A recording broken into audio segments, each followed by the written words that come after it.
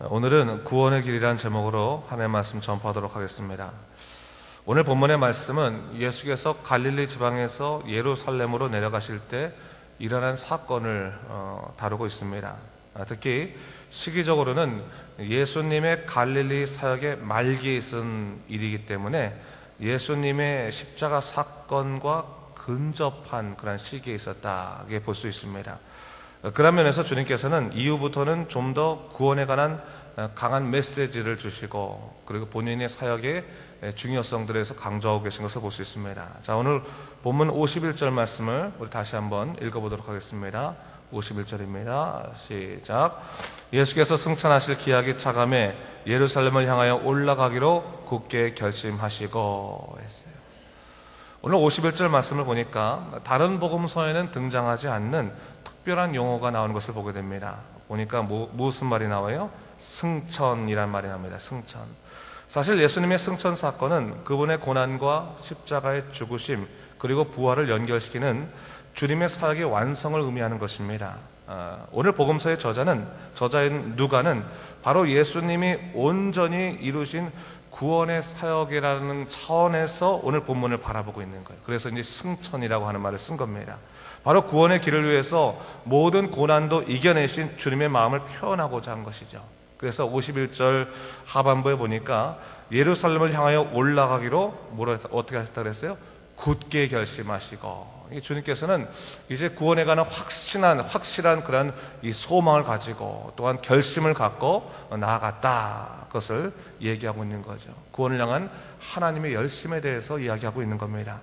자, 그런데 오늘 본문에서 일어나고 있는 일은 무엇입니까? 구원 사역을 위해서 열심을 다하시는 예수님과 달리 자신의 판단이나 자기 사정에 빠져 있었던 사람들은 그 구원의 사역 안에 들어오지 못하는 것을 볼 수 있습니다. 그것을 증거하고 있는 것이죠. 사실 예수님의 구원 사역의 가장 큰 절정은 십자가의 죽으심입니다.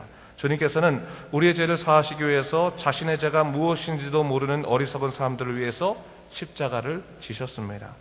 그 어리석음이 바로 오늘 본문에서도 나타나 있는 것입니다. 여러분, 그런 의미에서요, 이 구원의 길이라는 것은 참 쉽고도 어렵습니다. 쉽다고 하는 것은 예수님을 믿고 그 십자가의 은혜를 받아들이기만 하면 구원은 우리에게 거저 주어지는 것입니다. 즉각적으로 임하는 것입니다. 예수님을 주로 고백할 때 구원은 즉각적으로 우리 삶에 임하는 것을 우리는 알 수 있습니다. 그러나 오늘 본문을 보면 그러한 구원의 길이 이미 놓여 있음에도 불구하고 그 구원의 역사를 바라보지 못하는 그 어리석은 사람들의 모습을 성경은 증거하고 있습니다. 51절 이후를 보면 주님께서 예루살렘으로 가실 때 사마리아 지역을 통과해서 가시기로 했습니다. 그래서 사자들을 앞서 보내셨는데 그들이 예수님을 맞이하기 위해서 사마리아의 한 마을에 이미 먼저 들어갔습니다. 그래서 준비하고자 하는데 거기 있던 사마리아인들의 반응이 어땠습니까? 예수님이 자신의 마을을 통과하시는 것을 허락하지 않겠다, 그렇게 얘기하는 것을 볼 수 있어요. 그리고 그 이유가 뭐라고 말합니까? 예수님께서 예루살렘을 향해서 가시기 때문에 허락하지 못하겠다라고 얘기하고 있습니다.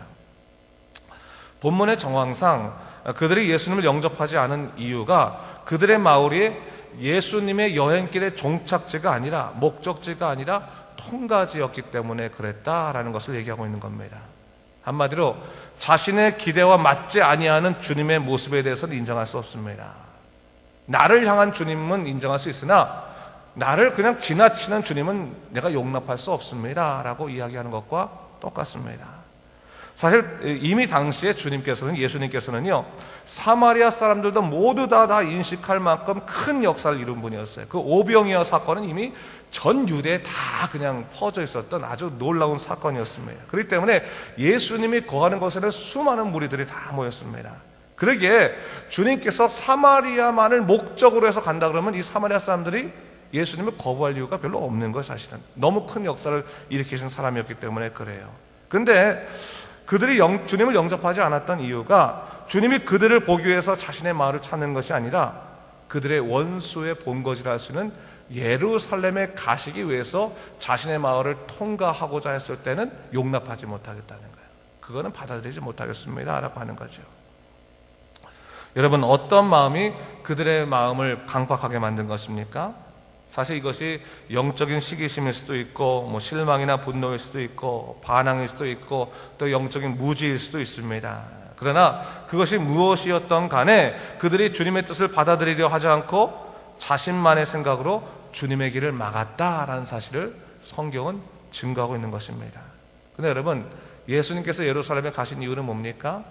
그들 모두, 예수를 믿는 모두를 구원하시기 위해서, 그 십자가의 질을 지기 위해서, 길을 가기 위해서, 그리고 고난의 길을 걷기 위해서 예수님은 사실 예루살렘을 가시는 거예요. 여러분, 예수님을 믿기만 하면 구원을 얻습니다. 이것은 구원은 참 쉽다란 말로 우리에게 이해되기 쉬울지 모르겠지만 주님의 구원을 그대로 받아들일 수 있는 사람들은 사실은 그들의 어리석은 육적인 생각들을 뛰어넘지 않으면 안 됩니다. 그들의 마음이 주님을 향해서 온전히 열려있지 않는다면 구원의 손길이 바로 눈앞에 있어도 붙잡지 못하게 되는 거예요.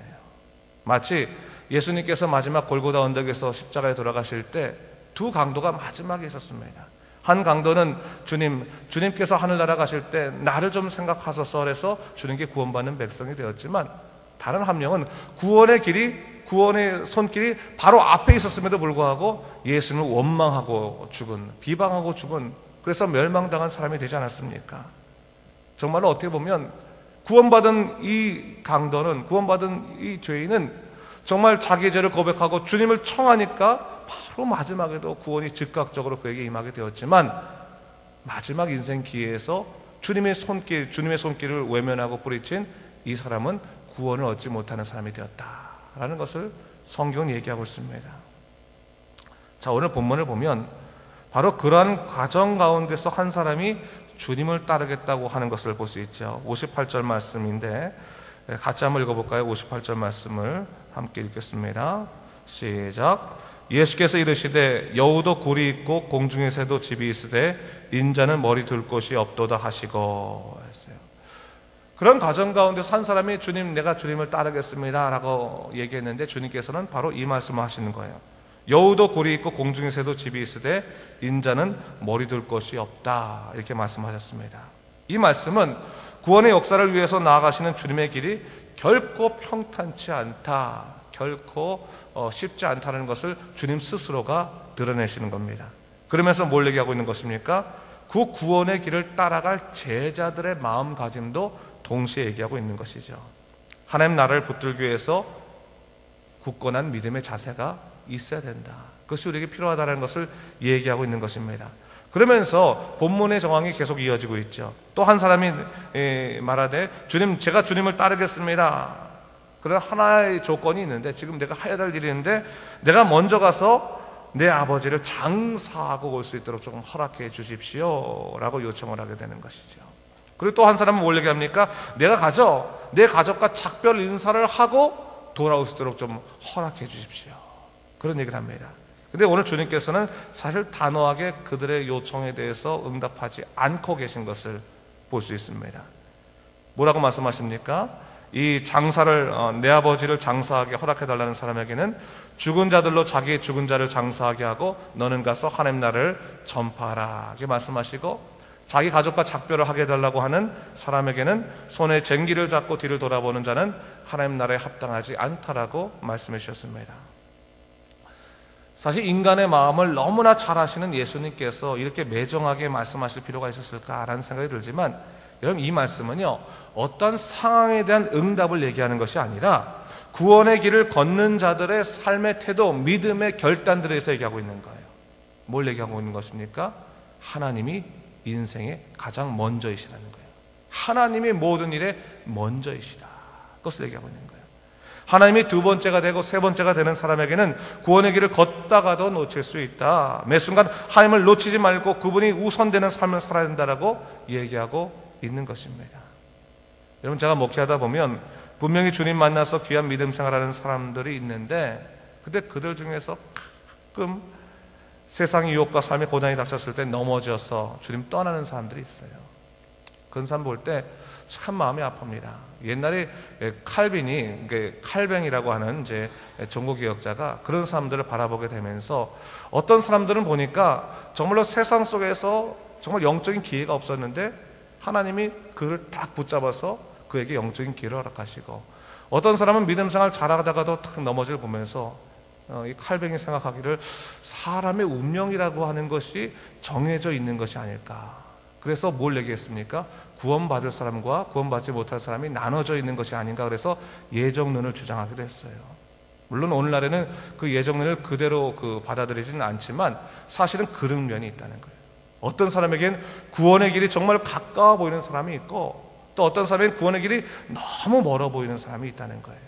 그런 가정 가운데서 하나님은 당신이 택한 사람을 이끌고 가시는 것들을 또한 보게 되는 것입니다. 자, 그러면서 자 보세요. 우리가 생각할 것이 있죠. 우리 안에 성령님이 인도하심이 있다는 거야. 성령님이 인도하심이 있다. 매 순간 우리가 하나님의 뜻을 알고 있음에도 불구하고 눈을 감아버리는 경우가 있지 않습니까? 세상 사는 동안 우리가 구원의 감격을 놓칠 때가 있고, 구원의 역사를 세상 일보다 때로는 하찮게 여기게 될 때도 있어요. 근데 오늘 주님은 그것을 지적하고 계시는 거죠. 너 인생 살아갈 때 하나님이 먼저이시다.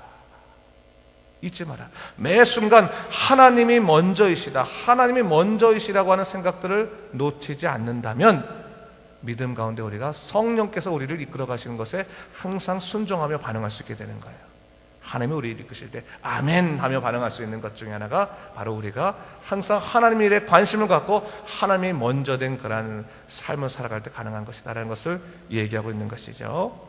자, 그러면서 오늘 한 가지 또 특별한 사건이 나오는 것을 볼 수 있습니다. 오늘 본문 읽은 것 전반부에 보니까요, 사마리아 지역을 통과하려 했는데 예수님께서 통과하지 못하게 되니까 야고보와 요한이 화가 났어요. 화가 나가지고 54절에 보면 주님께 말하기를 주님, 우리가 불을 명하여 하늘로부터 내려서 저들을 멸하시기를 원하시나이까? 라고 얘기하고 있는 것을 볼 수 있어요.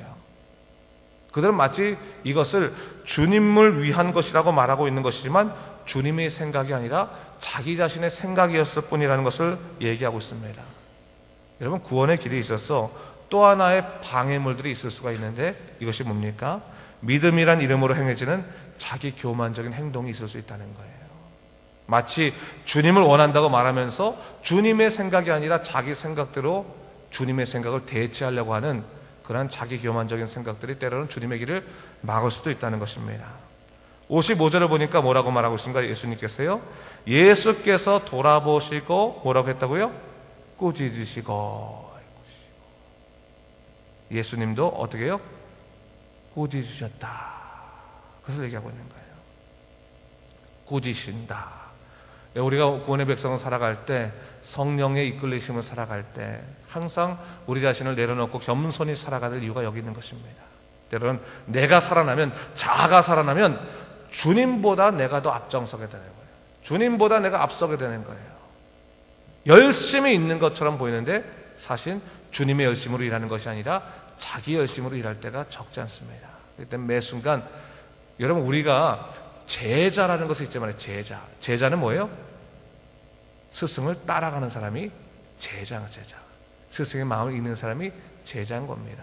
그렇기 때문에 다시 한번 우리가 주님의 마음을 잘 묵상하고 주님의 말씀을 읽고 오늘도 우리에게 임하시는 하나님의 놀라운 역사를 우리가 따라갈 필요가 있겠습니다. 여러분, 그런 의미에서 구원은 즉각적으로 우리에게 임한 하나님의 놀라운 은혜이기도 하지만 우리가 주님 나라 가기까지 평생 동안 지켜야 될 은혜의 보물임을 동시에 잊지 말아야 되는 것이죠. 모든 것에 있어서 주님이 우선되고 또 세상적인 관계 속이든 자신의 마음의 일이건 주님보다 앞서서는 안 될 것입니다. 오늘도 여러분, 성령님께서 여러분들을 좀 주장하시고 오늘 일주일간 또 살아가실 때 하나님 오늘도 저를 좀 주장해 주시옵소서. 제 마음을 위로하시고 저의 마음을 돌보시고 다스리시고 내 뜻이 아니라 성령님이 먼저 내게 말씀하시고 나를 이끄시고 나로 하여금 하나님의 놀라운 구원의 감격들을 항상 누리며 살아갈 수 있도록 주여 인도하여 주시옵소서. 그렇게 기도하면서 오늘도 힘차게 살아가신 여러분 되시길 주님의 이름으로 축원합니다. 기도하겠습니다. 주님 감사합니다. 이 아침에 다시 한번 주님의 마음들을 살펴보게 됩니다. 정말로 우리를 구원하시기 위해서 굳은 결심으로 십자가를 지시기 위해서 예루살렘으로 나아가시는 주님의 모습을 바라보게 되었을 때 우리가 매 순간 그 구원의 그 사랑에 대해서 감격할 수밖에 없지만 아직도 어리석어서 주님의 놀라우신 약속들을 바라보지 못하는 그러한 많은 사람들이 있습니다. 주 하나님 아버지, 주의 성령으로 우리를 붙잡아 주시고 주의 능력으로 인도하여 주시사 주의 놀라우신 약속의 능력으로 우리 살아갈 수 있도록 주여 우리를 이끌어 주시옵소서. 감사드리며 예수님 이름으로 기도드립니다. 아멘.